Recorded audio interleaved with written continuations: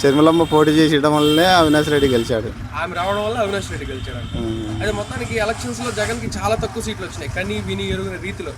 Last time చూస్తే 150 సీట్లు, ఈసారి చూస్తే 11 సీట్లు మాత్రమే. ఎందువల్ల అంత తక్కువ? నాకు తెలిసింది కాదు, క్యాంపింగ్ జరిగింది అనుకుంటాను.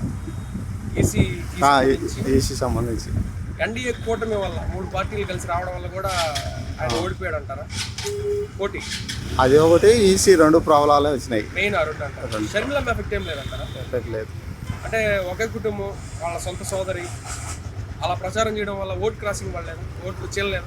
ఆ ఓటు అది టీడీపీకే దెబ్బ వచ్చినాయి ఆమె ఇక్కడ పోటీ చేయటంలో.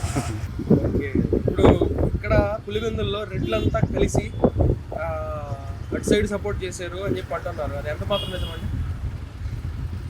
మూమెంట్లో రెడ్లు కూడా వాళ్ళకి సపోర్ట్ చేశారు అంటారు, నిజమేనా? అదేం ఉండదు, మామూలుగా ప్రభుత్వం గాలి తోలింది కాబట్టి వాళ్ళకి ఎక్కువ పోయినాయి. జగన్ ప్రభుత్వంలో ఆయన పనితీరు ఏ విధంగా అనిపించింది? బాగా చేశాడు అనిపించింది? పని చేశారు, ఆయన చేసినంత వరకు 5 ఏళ్ళు పరిపాలన నచ్చింది. కానీ మారడానికి ఎలక్షన్ క్యాంపింగ్ జగన్ ఓడిపోయిన తర్వాత దాని వెనకాల కారణాలు ఏముంటాయి?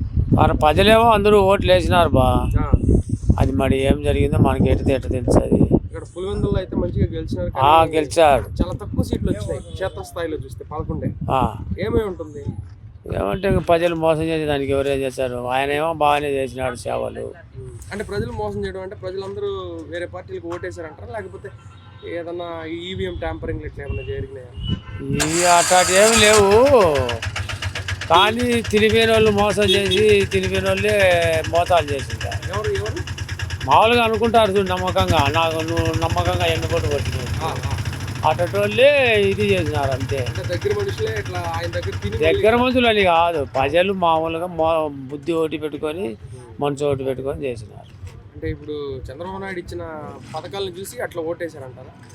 ఆయన చెప్పినాడు కదా, అంటే ఎక్కువ పథకాలు చెప్పినాడు, ఏదేదో మంచిగా చేస్తాంలే అని చెప్పినాడు, చూద్దాంలే అని ప్రజలు నమ్మినారు. ఆ రోజు ఓడిపోయిన క్షణం మీకు ఏమనిపించింది? ఇక్కడ వాసిగా అందరూ పాపం చాలా నిరచబడిపోయినారు. ఇన్ని సీట్లు వచ్చినాయంటే ఏంది భయ్యనకు ఇన్ని సీట్లు వచ్చినాయి, ఇంత మంచి పని చేసినానికి ఇంత తక్కువ సీట్లు వచ్చినాయి అని ఎవరంతా వాళ్ళు బాధపడి. మీకు 5 ఏళ్ల ప్రభుత్వ పరిపాలన బాగా నచ్చింది?